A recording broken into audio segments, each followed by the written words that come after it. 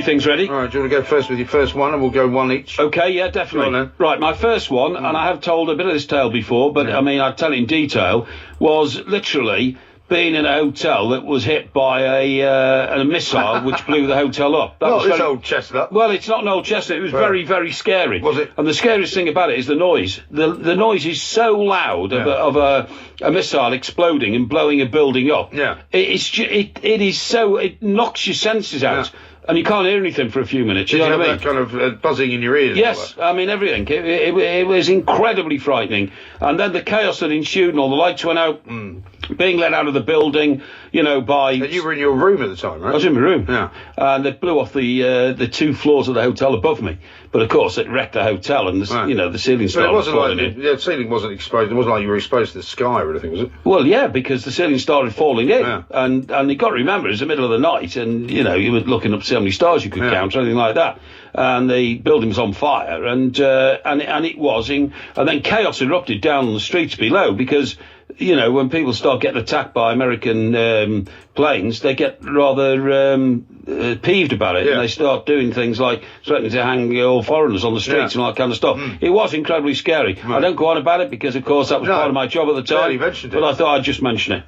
Okay. My first one actually is going to go back to my teenage years. Right. When I used to go and meet friends in a pub called the Bull and Bush. Right. Which is around the back of... It is down at the old Bull and Bush. It was a pub that... It was the song, I know it. It's in Hampstead. Yeah, it's down at East Heath Road. Yeah, that's right. Between Golders Green and the top of the hill. The old Bull and Bush. And I can't remember exactly who I was meeting, but it wasn't necessarily... I don't think it was a girlfriend, because then I wouldn't have been walking home alone, but I decided... There was 2 ways I could walk home. I could either walk all the way back up to the top of the heath and kind of down through the streets, or I could walk back through the actual heath itself. Yes. And for some reason, I think we'd had a few drinks, but also I think somebody had been passing around, a bit of the old, ganja or something like that. Right. Because I was about 18 or 19. Yes. That sort of thing used to happen then. So you're smoking drugs, in fact? Well, if you want to characterise it as that, yeah. Well, okay, let's get this clear. I was probably smoking a bit of hashish or something. Right, okay, yeah. A very long time ago. Totally against the law, of course. Not anymore, it's not. Well, it was then. Yeah. Anyway, I'm walking back through what was called Sandy Gallop. Sandy Gallop? Because it used to be a place where the horses would be run, right? And a bridle path. It was a bridle path, yeah. And it was absolutely terrifying. Terrifying. What was terrifying? The actual walk, it was about midnight. Yeah. It was pitch black. Yeah. There was nobody around. Sorry, why was it terrifying? Because it was partly because I was obviously a little bit under the influence of what I'd done. Yeah. But also just because there was nobody around. Yeah. It was very, very still. Well, you expecting to be attacked or something? Yeah. Why? Just because, I don't know. I mean, I used to walk through there quite a lot during the day. Was it a regular place where people did get attacked? Not particularly, but it was very remote. Well, it seems a very unnatural feeling to have. Why? Your head must have been warped with the drugs you were taking. No, not at all. Not at all. Here I'm trying to be honest with you, and you're seeking to take advantage of me by being honest, right? Instead of making up stories, I'm telling you a true story. Well, okay. The point is that, when you're walking through a place where the trees and the leaves are blowing, and, the leaves of the trees are rustling, and I just remember thinking, I got halfway through and I didn't know what to do, because I couldn't go back, couldn't go forward, and I just kind of stood there for a while and thought, well, I've got to make it home at some point. And I remember when I finally got to the opposite side of the track, which was about a mile walk, it's quite a long way, having not seen anyone at all, but seeing sort of, various shadowy things happening. It was one of the most terrifying experiences of my life. I found that very odd. Because, I don't know why you do. Well, I'll tell you why. Because when I used to go out with a girl who lived on the Wirral, which was a long way outside of Chester, right? I didn't have any money in those days, so I used to go up there on a bus to see her. I used to go to the local pub and all that kind of stuff, and then bit of sort of, rock and roll in the sort of hayfields of the Wirral and that kind of stuff. And then late at night, when I had to get home, I had to thumb my way home on the main road. But to get to the main road from her place, you did have to walk down an incredibly dark and still road from the group of houses that she lived in. It was quite rural, to the main road. You didn't find that in any way disturbing? Well, I used to shout out all the time, come on then, come on. You want to take me on? I did all the way down the road. Demented. No, it's not, because it was a bit like... So were you frightened then? You must have been. Well, no, I warded off my fear by... No, you were frightened. No, I warded off my fear by stoking up aggression against people who weren't even there. But I thought, if there is some lunatic hiding in the bushes who wants me, I'm going to show him he's going to have a battle on his hands if he tries to murder me, you know what I mean? Yeah, okay. Simple What's as your that. second one?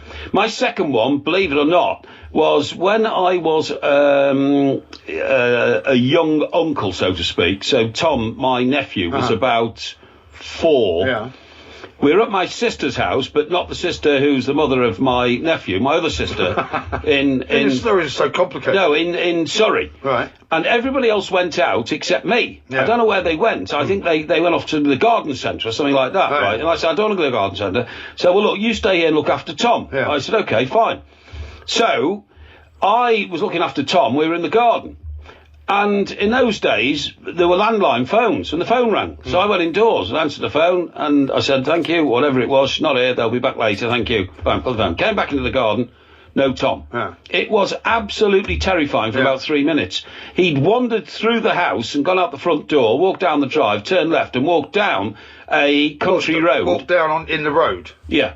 How irresponsible is that? Well, exactly. And I was utterly and absolutely terrified. And I went running down the road, shouting, Tom, Tom, Tom. And then, amazingly, his little head stuck out of the hedge, and he was laughing and smiling and waving at me. I've never felt more relieved in my life. Honestly, it was the sense of foreboding and fear and horror was just enormous. I've never felt anything like it in my life. Never. Imagine what it's like being a parent. Yeah, well, exactly. Absolutely. Much every day of your life. Yeah, absolutely. My second one is also harking back to the journalistic experience. It was when I was in Bosnia, and I was actually having spent about 3 or 4 weeks up in Vitez and driving around with the army and guys like that, and I decided I wanted to go back down to Split. Yeah. And so they basically said, look, if you want to do that, you've got to go in a convoy with the British Army. Those guys will always be see you okay, because some of the checkpoints are a bit horrible. Yes. And if the guys are drinking, they might shoot you, they might kill you. Yeah. And I was kind of like, yeah, whatever. Yeah, yeah. And unfortunately, the 3 guys who I went with were in Land Rovers. I was in a Lada, right, which wasn't quite as good as a Land Rover. In a war zone. And it was a soft car as well. Soft car. You know, it wasn't armour plated. Yeah. Anyway, these guys thought it'd be a great sort of wheeze to drive as fast as they possibly could. Yeah. To try and lose me. Yes. To see if I could,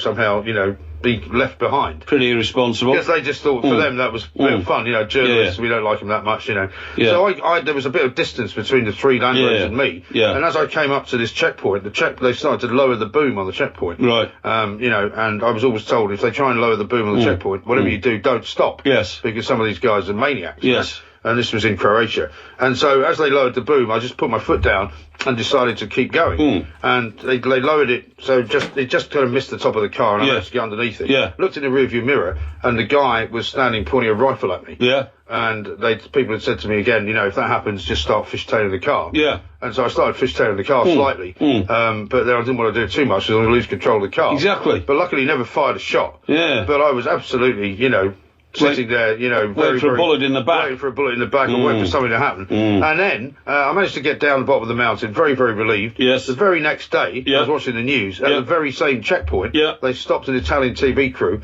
pulled them all out of their car, shot them dead. Shot them dead? Yeah. Good God. So just as well you didn't stop. Exactly. Yeah, exactly. That's my second one. That could have been. Well, fear. I would have been sitting here. Could have been delayed fear. Yeah. Yeah. No, you wouldn't have been sitting there. No. What's your third one? My third one is right. One time I went away with my sisters. Went for a little break, about 3 or 4 days. Okay. And it was down in Cornwall. And we went on a big wheel. Sorry. St Ives around there. We went on a big wheel. This is when you were grown up, though. Oh yeah, this is just like a few years ago. You went on a big wheel. Went on a big Ferris wheel. Yeah, big wheel. Why? Because I like going on the big wheel. Do you? Yeah. Have you been on a London Eye? Yes, I have. Yeah, it was too slow. I like big wheels that go round. Da da da da da da da da da da da. Right. So we're going round, and there were 3 of us in the car, I suppose you'd call it, with a safety barrier. And as he was going round, for some amazing reason, I got a panic attack, and I just thought the whole thing was going to fall to pieces and we were going to fall out. But for no reason? For no reason. Yeah. And so I started shouting and screaming and waved my arms around, and my sisters became alarmed because they thought I'd gone mad or something like that. And literally screamed at the guys who went past, it went down to the bottom, going, stop, I'm going to fall out. Right. And he, after about 2, circuits, so to speak, 2 revolutions, he stopped. Stop, really? Yeah, they had to stop and let me off. And did you not worry about why you had that panic attack? I've no idea. And my sisters got off with me, and then, the guy was very Was he not annoyed with you? Yeah, he was very annoyed because he had to stop the whole ride and everybody else was getting panicky. And they're not known for being sort of understanding, these guys, are they? I said, I'm really very sorry. I don't know what happened, mate. I said, I was going to be sick. I said, I thought the carriage was falling and I thought the safety board come loose. Imbibing beforehand. And anyway, he had to give them all a free ride then, because I'd disturbed their ride. You hadn't been imbibing before? No, I hadn't. No, definitely not. How weird. Well, if I were you, I'd get that sorted out. Yeah. My final one is my experience, as I've told you about before, so I'll keep it short, at the COP up at Anfield, when I was about 12 in 1972, the second leg or the first leg, maybe. Going on the COP at 12. Pardon? Pretty stupid going on the COP at 12. Stupid. Anyway, go on, yeah. You think? Yeah. Why do you have to be so critical of the stories I'm trying to tell? Well, I'm only trying to help. Yeah, thanks very much indeed. My father actually took my sister and I, she was a big fan, and it was Borussia Mönchengladbach, it was the UEFA Cup final, and it was the night of the big rain, when the game eventually got called off. But we were getting crushed in the COP because it was all standing in those days, and we had to be lifted out because the water was coming in at the front, the crowd were coming back, the crowd was pushing from behind, and thank goodness for all the decent people who were in the crowd, because they lifted us above them and put us out on the goal, literally stood behind the goal at the COP end, which should have been a thrill, but I was shaking like a leaf because we were almost crushed to death. Yeah, exactly, horrendous. Yeah, that was horrendous. So those are my three. Well, thanks very much for making fun of all of them. No, I didn't. I didn't make fun of yours, but No, I didn't make fun of yours. Yes, you did. No, how did I make fun of you getting shot in the back? I didn't make any fun of that. You made fun of all of them. I didn't. Yes, you did. Shocking behaviour. I didn't. Absolutely ghastly. No. What a character. This is talkSPORT.